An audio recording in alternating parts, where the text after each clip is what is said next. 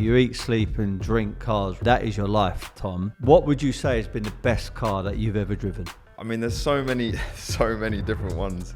Driving a Bugatti Veyron for the first time is one of the most memorable experiences of my life, for sure. The speed and acceleration, just never experienced anything quite like it. It's literally like being on a roller coaster. I drove the Ferrari 296 the other day, V6 hybrid. Wasn't expecting it to be all that great, but I was genuinely blown away by how good that car was. You know, I have driven a Pagani Zonda. That's pretty insanely special as well. But yeah, the list goes on.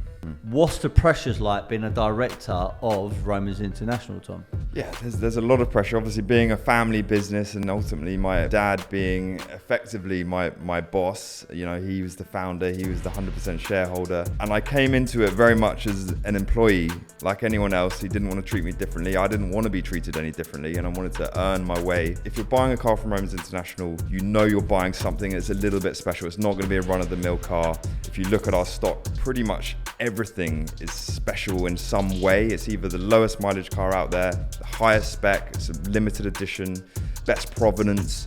We hand select every car that we've got. If you love your supercars, Ferraris, Lamborghinis, Porsches, you will be familiar with the brand Romans International. Today, I interview Tom Jaconelli, the director of this very famous brand. Be happy, never content, and make sure you're enjoying this episode.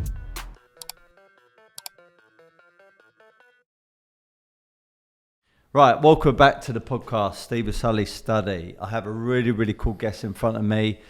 This is a podcast I've been looking forward to for some time because I'm obsessed with cars, and this particular brand, Romans International, I've been following for a very long time. So Tom Jaconelli, welcome to the podcast, mate. Thanks for having me, man. It's good to be here. No problem.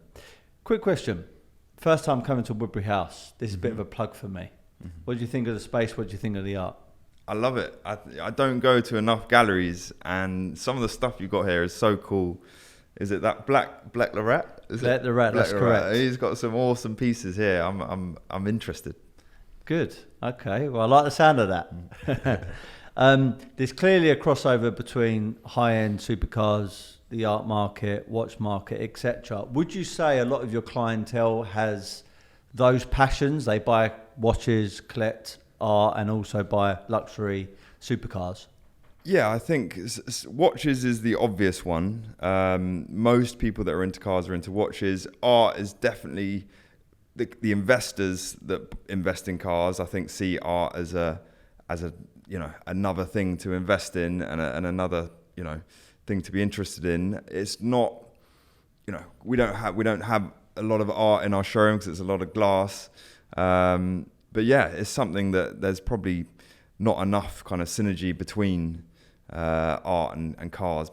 Obviously, we sell moving art, and a lot of the cars we sell don't end up being driven. So in some ways, we've got art in the showroom. Yeah. You mentioned something there which sometimes people in the art world, maybe even in the car world, and maybe even in the watch world, sometimes shy away from using the word investment, because the primary use for a car is to drive it and enjoy it. The primary use for art is to display it, enjoy it in your home or office. And the primary use for a watch is to tell the time and have it on your wrist. True. But there's no getting away from, certainly in the last 10 years, all of these assets are performed, within reason, quite well. Do you see more and more people buying cars purely to protect their money and maybe make money over the long term? Yeah, both long term and short term. There's a big kind of movement in our industry of people buying to flip cars, buying to make money on them, and which, it is a bit of a shame that you're kind of taking away from as you said, the primary reason people should be buying these cars is to drive and enjoy them. But you can't escape the fact that, there's a money element involved, and some people are in it for the money. As much as it's nice they still love, they still have the passion for it, but they are in it because it's potentially a money maker. And so, certainly the ones that are buying, the market of the last few years, brand new cars are making strong money over list. They're not so much right now, but they have been over the last couple of years. So it's really brought in a whole load of people who have just been like ordering Range Rovers, ordering Porsches, purely just to flip them, make a profit.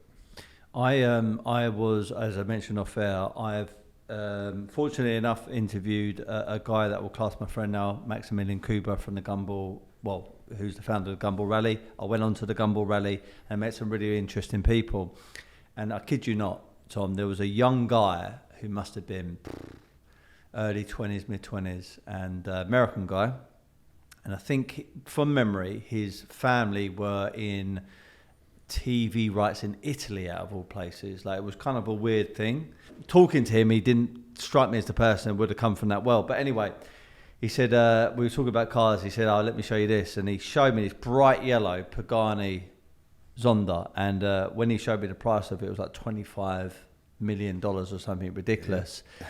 And I remember when these cars were kind of always very expensive, like $1 million or just on the fringe of being £1 million of dollars. Why do you think these type of cars like Pagani, Zondas, and these very rare exotic cars have gone up in value so much? Well, Pagani as a brand has become it's this amazing niche, amazing craftsmanship. They make unbelievably stunning cars. I mean, the first day I joined Romans back in 2011, we had a Pagani Zonda F Club Sport in the showroom, and I hadn't seen one before. You know, when I started working at Romans, I was like, oh my God, I fell in love with that car. And Paganis just have that effect on people.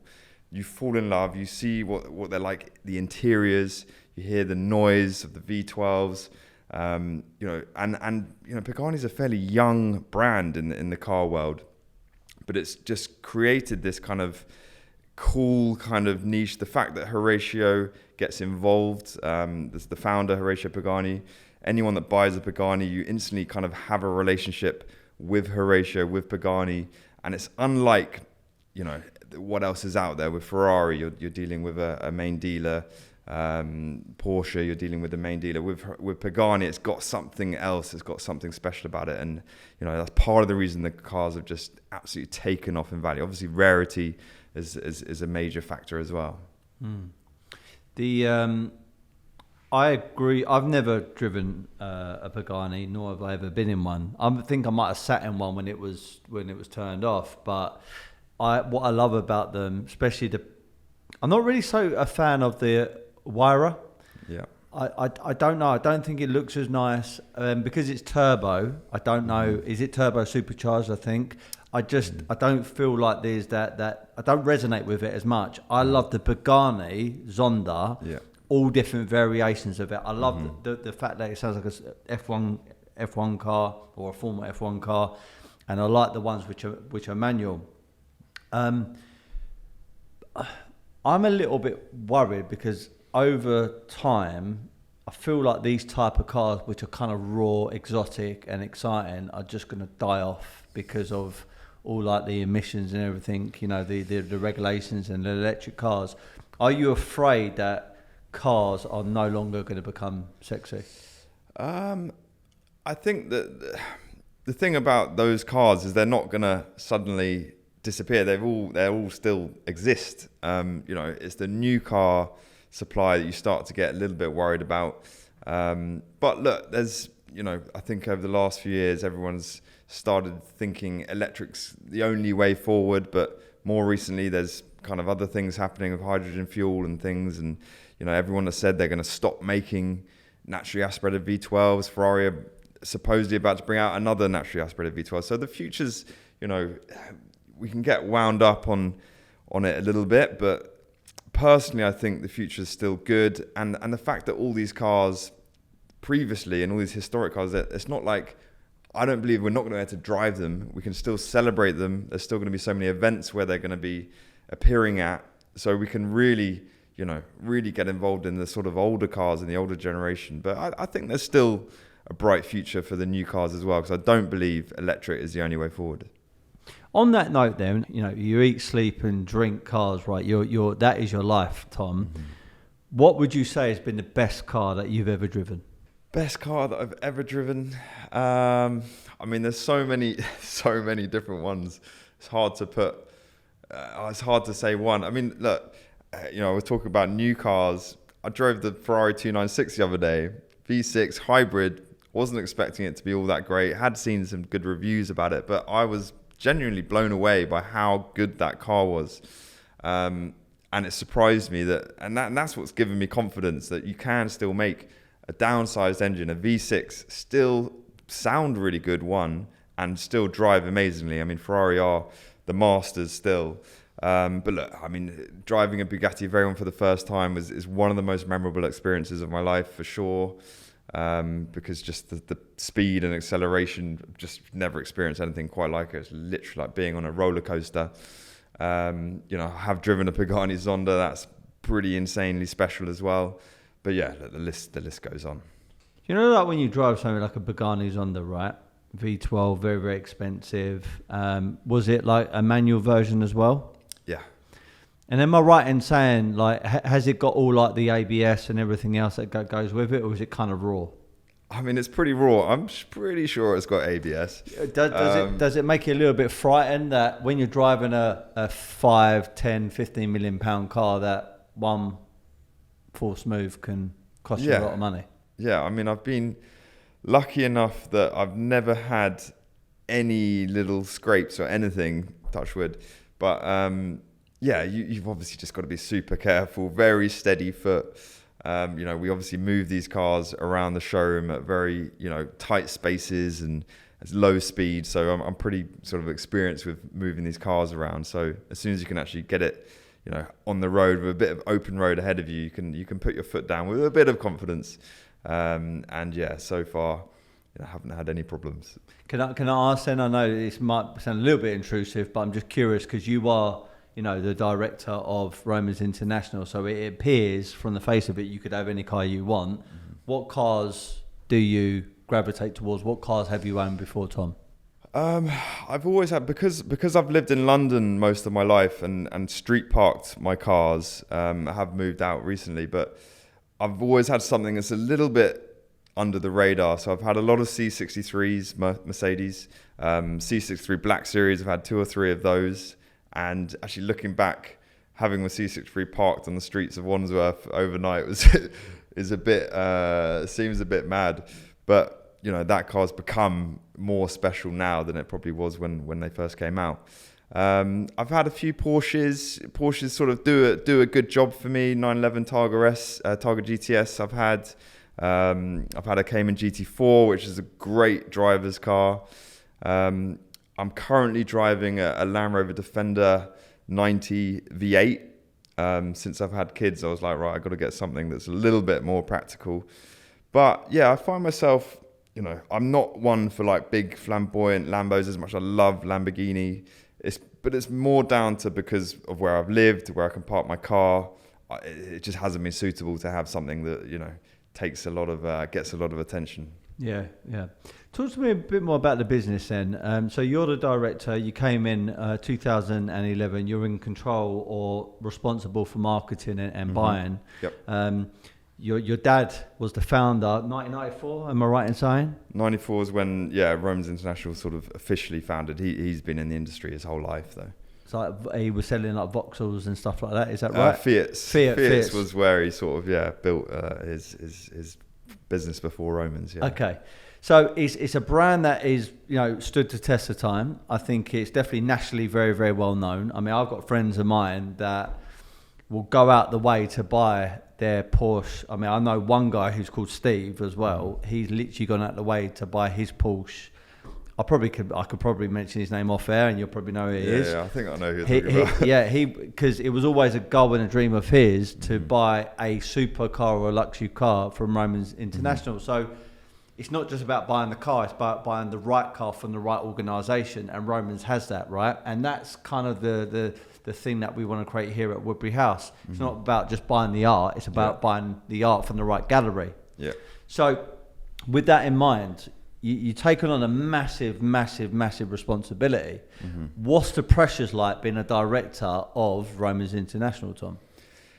Yeah, there's a lot of pressure. Obviously, being a family business, and ultimately my dad being effectively my boss. You know, he was the founder, he was the 100% shareholder, and I came into it very much as an employee, like anyone else. He didn't want to treat me differently. I didn't want to be treated any differently, and I wanted to earn my way up the business. So I came in to do a bit of marketing. That was sort of what I knew a bit about, and sort of quite quickly found myself running the social media channels. Obviously, Instagram hadn't even started when I started, so I set up an Instagram account, got a Twitter account and a Facebook account, and naturally gravitated towards that. And I kind of found my own niche within the business and started doing things that no one else was doing. So, you know, and at the beginning, everyone was like, "Oh, you're wasting your time on social media.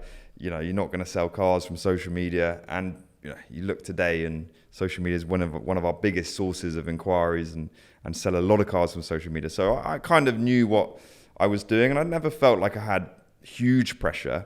Certainly when I started, you know, things are a little different now, and I've got a lot more responsibility. And my dad is, you know, taking a more of a step back and allowing me to sort of run the business. And you know, but marketing is still, you know, it's my passion. I still feel like marketing is how you get a competitive edge.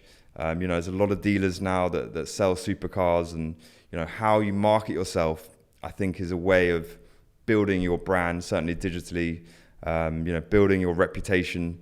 And that's where you're going to build trust and get to people like Steve, who now wants to buy his car from Romans International. And there's a lot more people like that as well. I mean, there's the people that have looked at Romans over the years when they were a kid and always kind of said, "Oh, my dream is to buy a car from there." But there's all the people over the last sort of 5 to 10 years who have followed us and feel like that's where I want to buy my car. You know, we've got nice premises, great people, and you know, we've built a very good brand. And so that's where it becomes less about scrolling through Auto Trader looking for the best price car. You know, you can have, you know, I'm not going to say we're the cheapest and we're not the most expensive, but we've got the right brand and we've got the right cars. And so that's where, you know, we're going to draw people in, and they're going to want to buy their car from Romans International. Me being transparent, I've had lots of conversations with friends of mine who are into art, watches, cars, etc. And it's a common conversation we have over a beer, over a coffee, over a glass of wine. You know, which car would you have, and that kind of stuff. And when Romans International come up, there has been people that I've known who bought from Romans International said, you know, it's not the cheapest, but because they have a bit of a premium, what they stand for is quality and great service. And everybody's always said that it's been 10 out of 10 with the service and the follow-up aftercare with your clients. How do you perfect that? You know, it's because it's one thing saying it on a cool marketing slogan, but it's another thing actually do it. How do you get the culture right at Romans International? That's the thing. It's first of all having great people and keeping great people. And we've got some people that have been at the business a long time, 20, 30 years since the beginning. And you know, those people have got so much experience, they know what they're doing. But it's also the fact that we've curated. We're incredibly particular about what we buy. First off, you know, we walk away from a lot more cars than we actually end up buying. And if you look at our stock, pretty much everything is special in some way. It's either the lowest mileage car out there, the highest spec, it's a limited edition, it's the best provenance. You know, we hand select every car that we've got. So it kind of starts there of knowing, okay, you know, for us, it's if you're buying a car from Romans International, you know you're buying something that's a little bit special. It's not going to be a run-of-the-mill car. And we prep the cars, we make them look like they should. But yeah, really it's down to the people we've got. I believe we've got great salespeople. You know, I don't actually get really that involved in the sales. I kind of leave that to the people that can do it better than me. And they build relationships naturally. And we kind of, when people come to Romans, we're kind of letting them into, you know, in a way, our family. I know it sounds a bit cliche, but it's kind of, we are a bit of a family at Romans, and kind of letting people in is kind of like is a homely feel.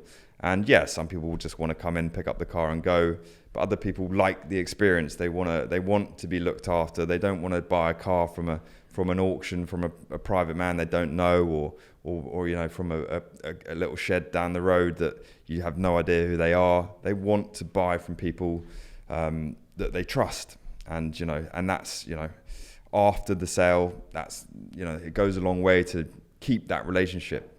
Yeah. And not just following up, checking how you're doing, but coming back in just for a coffee, just to shoot the breeze, bring the car in or come to one of our events. That's where you build your relationships. Yeah. I know you said you're not in sales per se, but obviously being a director, being around the cars all the time, being buying and head of marketing, quite naturally, occasionally there'll be sales opportunity, right? Yeah.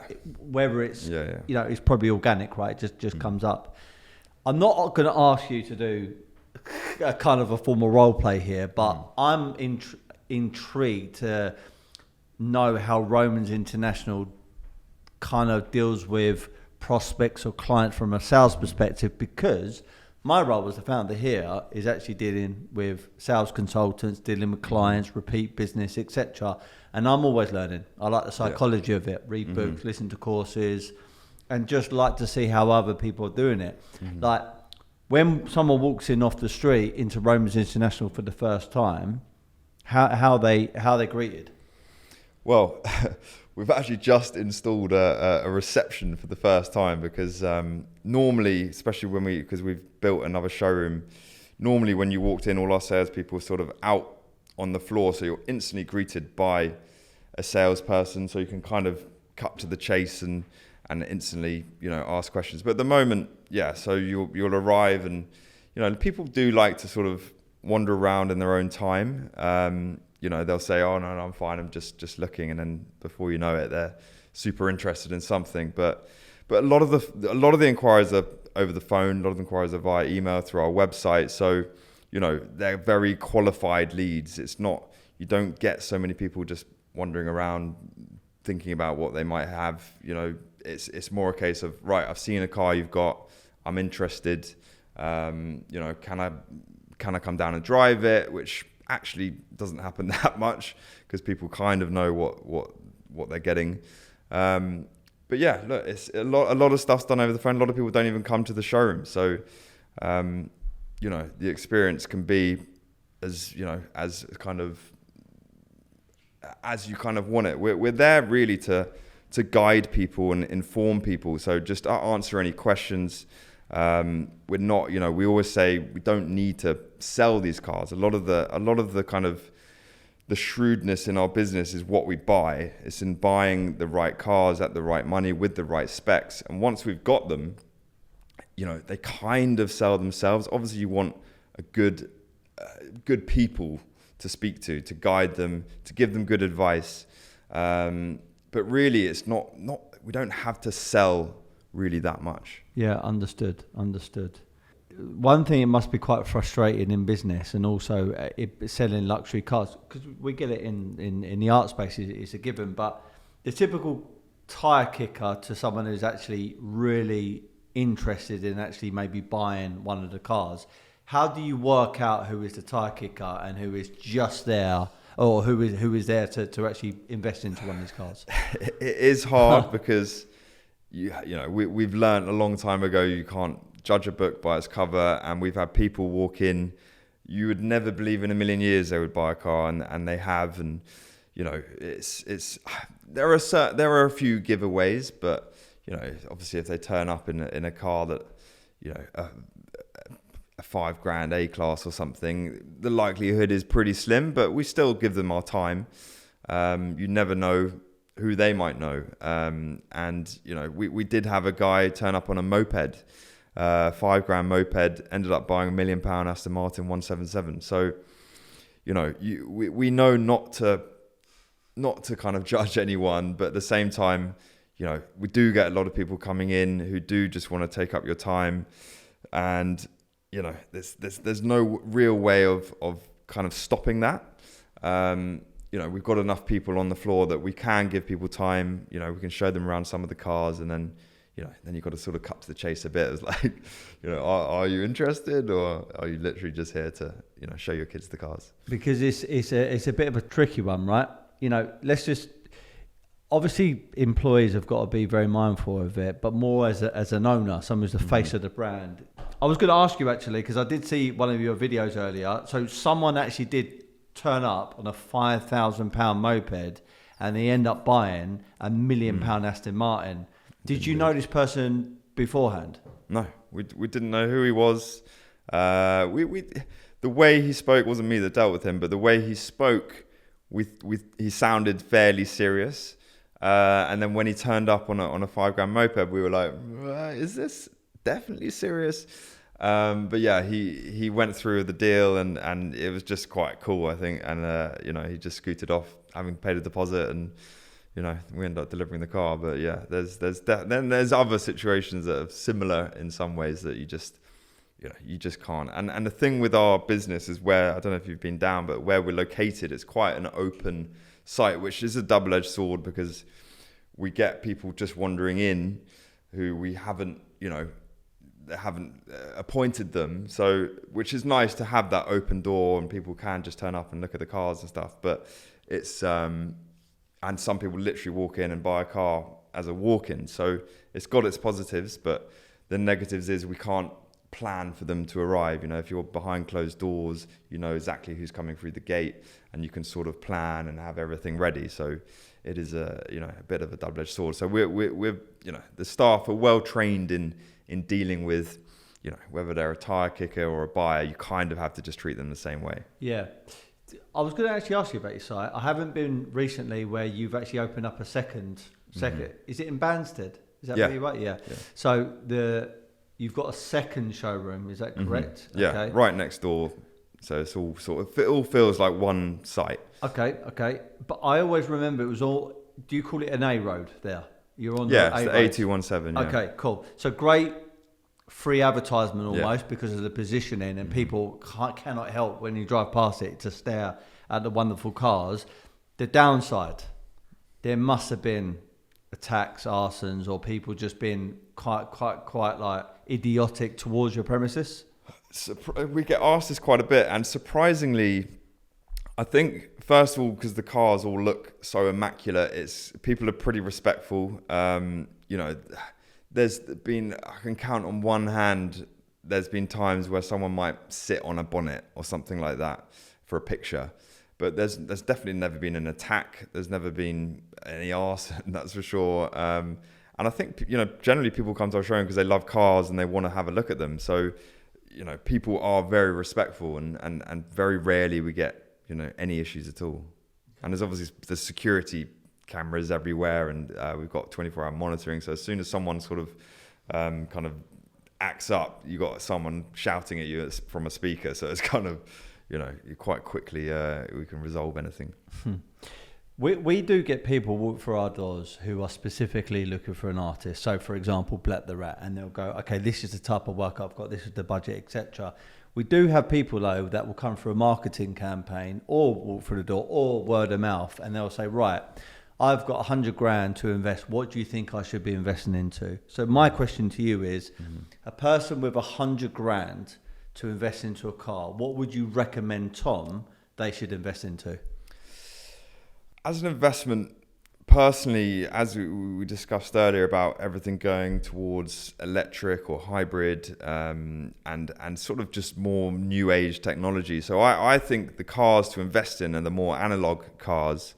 If you're talking under 100 grand, you've got the likes of, an Audi R8. They've stopped making those now. So the next R8 is supposedly going to be electric, and, they're not going to make that V10 engine anymore. A V10 manual Audi, that's sort of like a real treasure now. And they're probably 60, 70 grand, 80 grand maybe for a good one. That personally, I think would be a good investment. Like for most of the investments and most of the sort of, the good returns, I think you have to go obviously a higher budget, but there's definitely,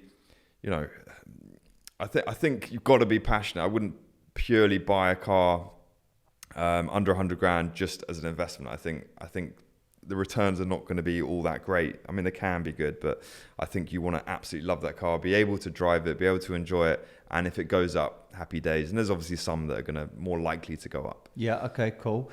Same sort of question, but obviously you might have given me a slightly different answer because of the price. If I were to ask the same question, if I came to you and said, Romans International, give me some advice or your suggestion, I've got £1 million, what should I put that £1 million into? £1 million right now, there's a few good ones. A lot of the really special stuff has gone now past £1 million, but the ones that I think are still have some legs, I actually think of McLaren Senna. McLaren Sennas are still around 700 to 800 grand, and you know they haven't quite crossed over yet into being sort of a modern classic. They're still, you know, what are they, 4 or 5 years old, so they're still in that kind of awkward stage of not quite being the newest thing, not quite being a modern classic. But those, you know, it's an incredible car. I know not everyone loves the looks, but it is, you know, it's a combustion engine car, no hybrid. They're right-hand drive. They make them right-hand drive for the UK. There's only 500 worldwide, and it's named after, you know, one of the greatest drivers, most iconic drivers of all time. So, you know, I think assuming McLaren is not going to make anything else like that, I think the Senna, because they list it that much as well, they list it 800, 900. So actually, I mean, we're putting one up for sale today, coincidentally, which listed at 920 grand, and we're putting it up for 795. So it's, you know, it's a saving on list. It's a hypercar. And personally, I think they'll cross over £1 million within probably the next 2 to 3 years. McLaren Senna, would you say it's one of the hardest cars to get out of? I'm trying to think last time I got in one, but I don't know. I'm quite nimble. But I don't know. Is it? I'll tell you why I asked that question. I went to Shmi 150 to the Shmi Museum. That's how you pronounce it. He's obviously got one, a blue one. Yeah.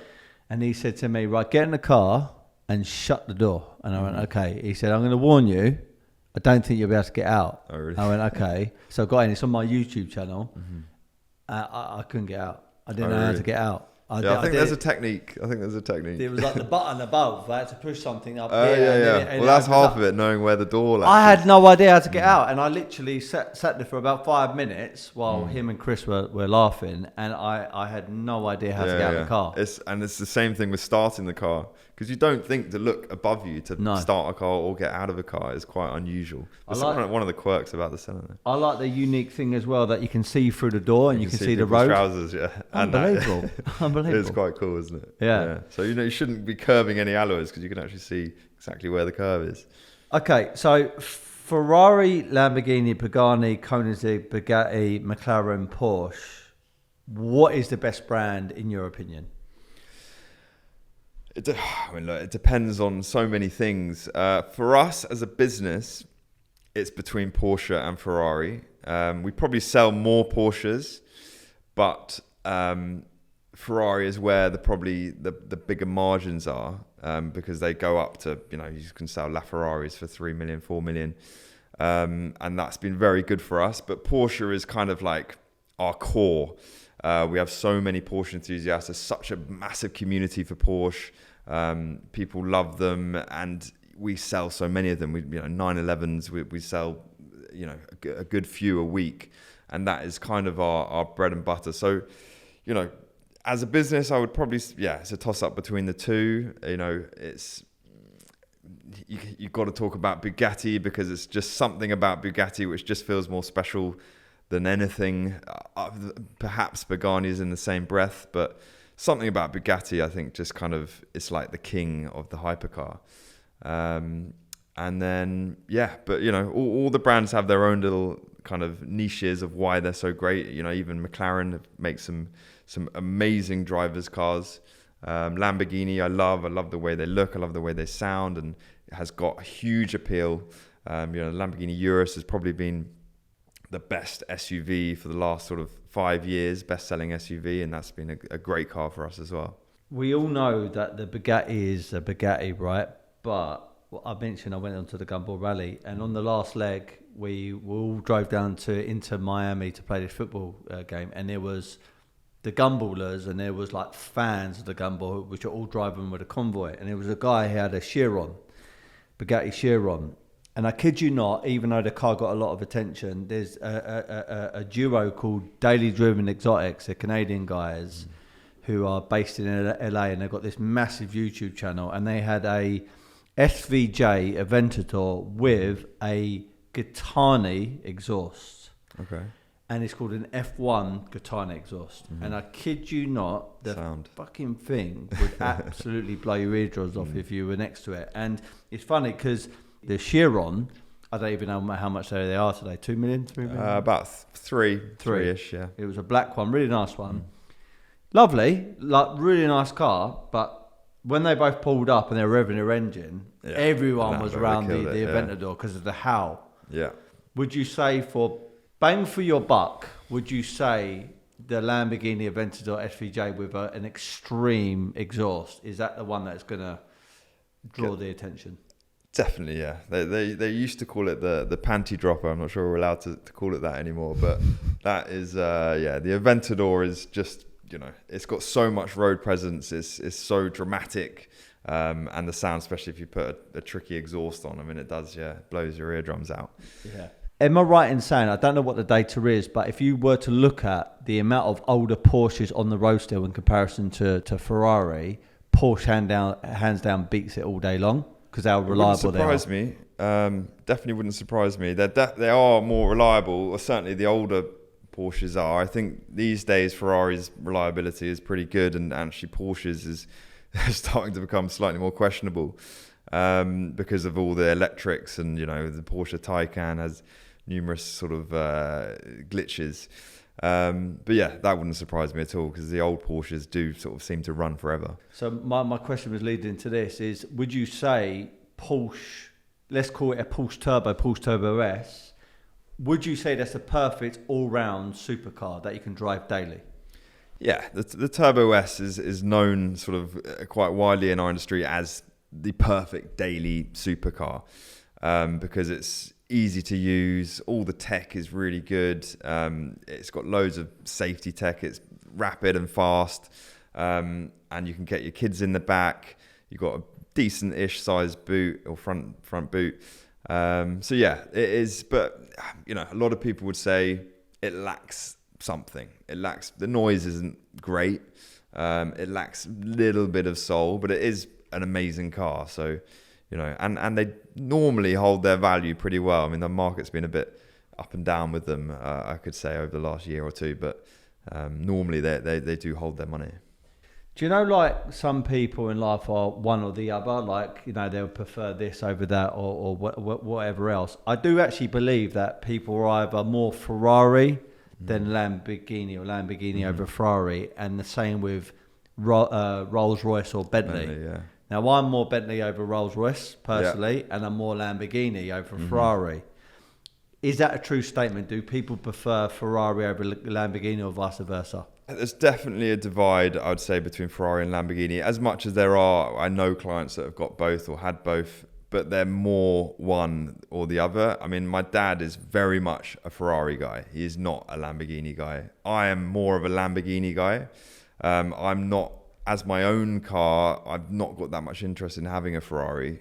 Maybe as a collectible investment, but as a sort of day-to-day car, I'd all day long rather be driving a Huracan or a Urus over a Ferrari, but that's just me personally. So yeah, I think the statement is definitely true.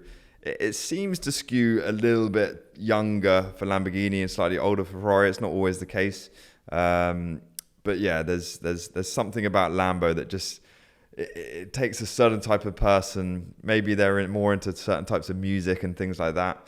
But yeah, they've definitely got their own sort of separate identities. And with Bentley and Rolls-Royce, is it kind of the same? With Bentley and Rolls, I think it's harder to define, but there probably is a bit of a divide. I find Bentley clients and Rolls-Royce clients slightly more similar, but there is a little bit of a more old school British thing for Bentley, and Rolls-Royce seems to attract more of an international client base, I would say, from our perspective.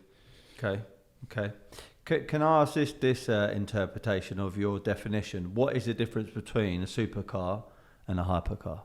For me personally, it's one, the way a car looks. Obviously, performance stats do come into it, but also where a car sits within a model range is quite important.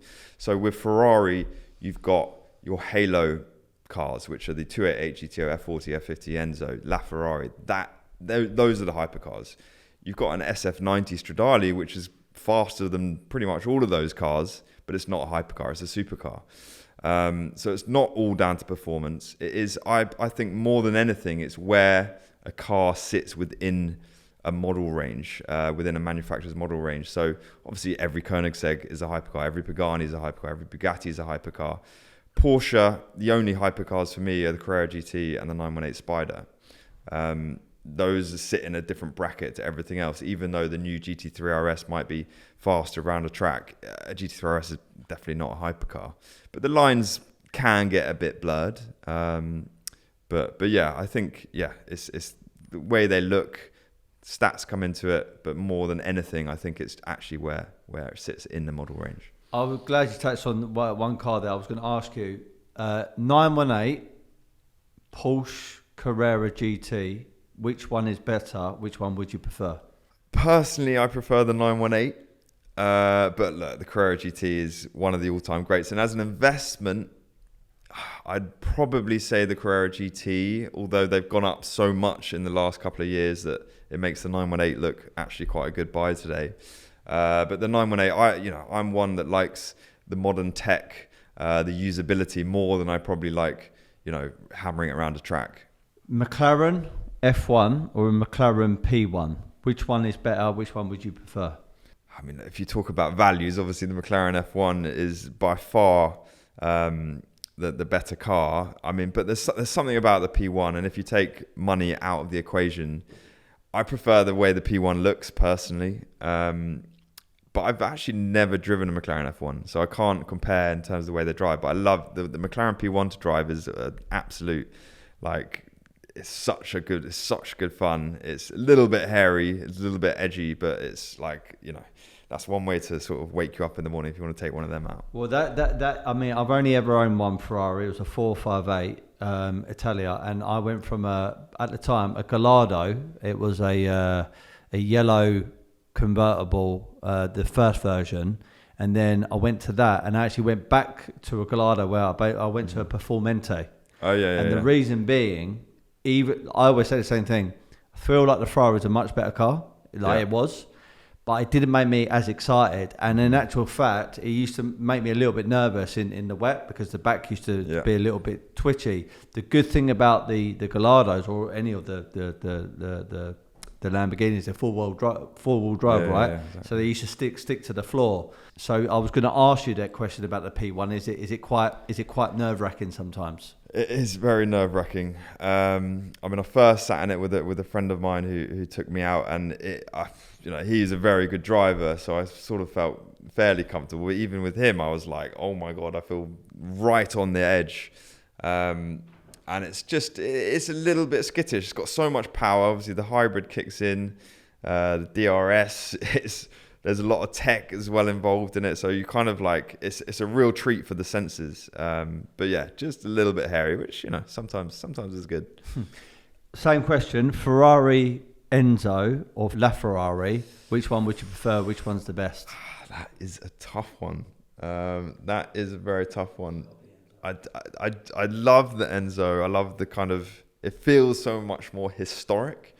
But the LaF is just, I think the LaF is just another level as a car. So probably going to have to choose the LaF. Yeah, okay, fair enough. Am I allowed to ask, what is maybe Roman's International most expensive car that you've ever had up for sale? The most expensive car we've ever had, we've had the LaFerrari Perta. We've had a few of those because we don't tend to get involved in classic cars, which are where the values start to go really crazy. We've had LaFerrari Pertas, which are knocking on the door of 4 million.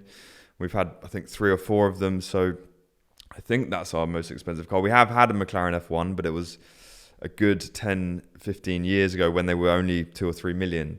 Obviously now they're 10 times that. But the LaFerrari is probably, because it's probably the most expensive modern car you can buy. I know there's a couple of sort of crazy Lambos like the Veneno and things, but yeah, you very rarely see those in the UK. I haven't actually checked out your age, Tom, but you seem like pretty young.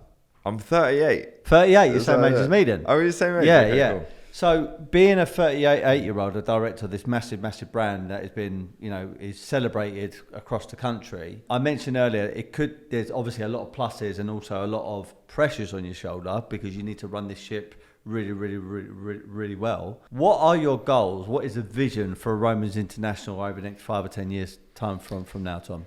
I mean, my vision was always to be the best supercar dealer in the country.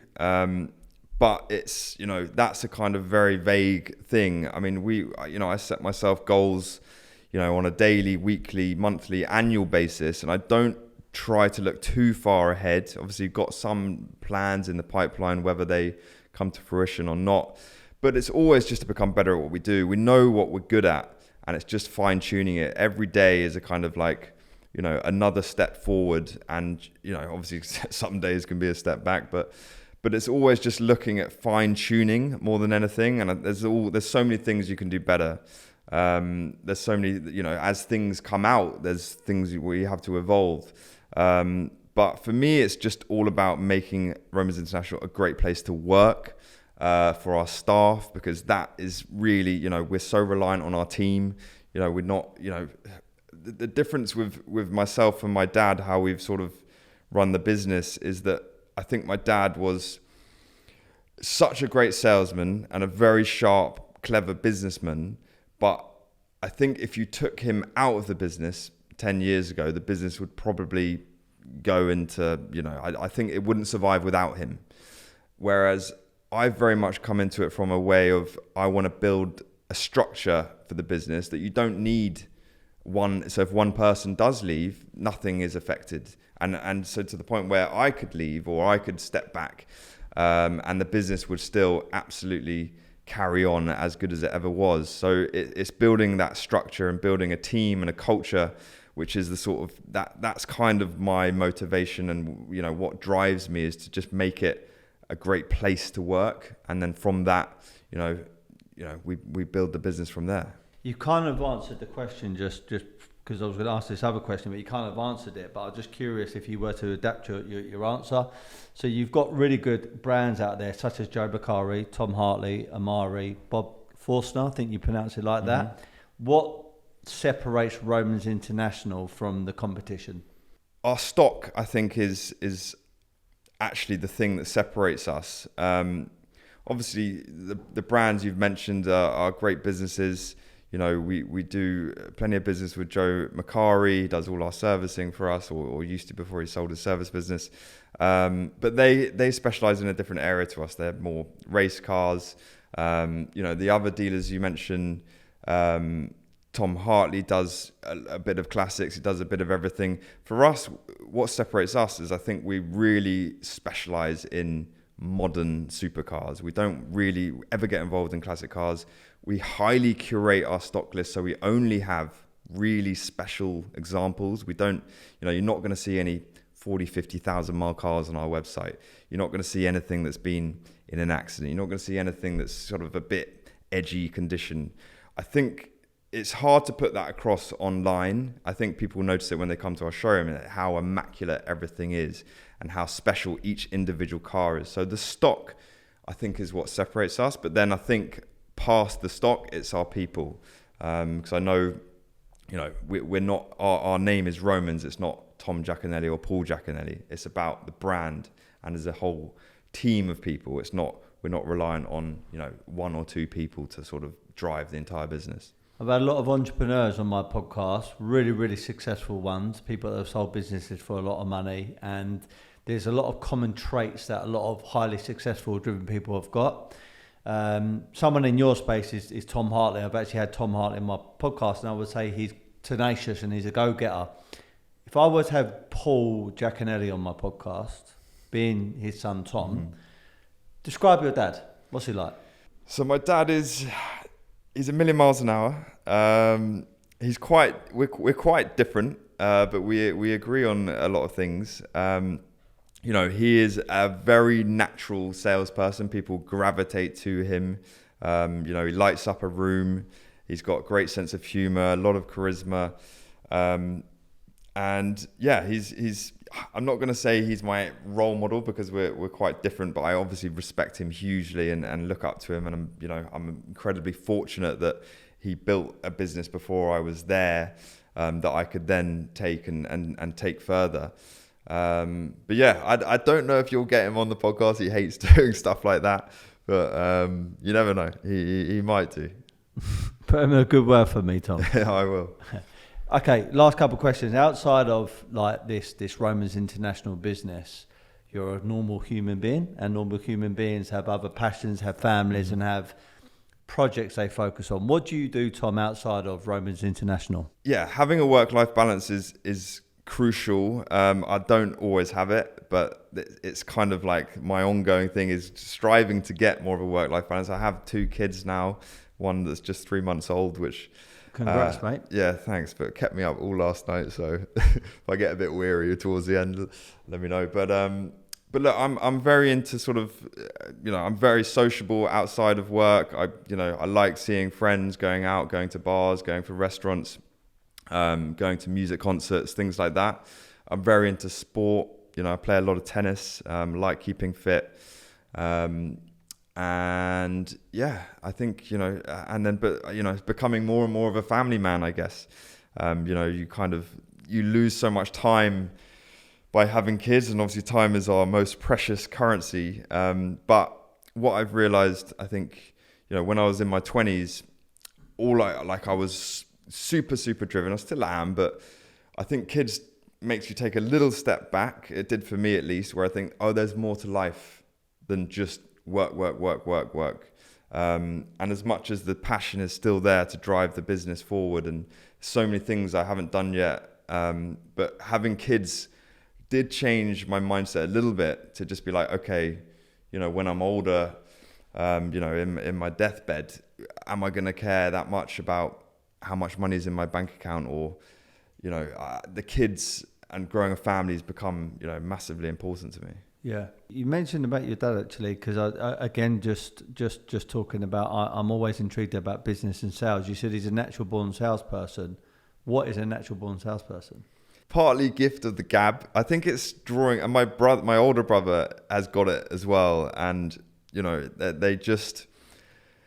they transfer energy in a way that an unnatural salesman, I think, can't do. But there's different styles of sales, and obviously not everyone gels with everyone, obviously. But he's just got a way about him where, I think people gravitate, and you kind of get like caught up in, what he's saying, and you believe everything he's saying, and it's definitely a skill that's been mastered, and he's very streetwise. Yeah.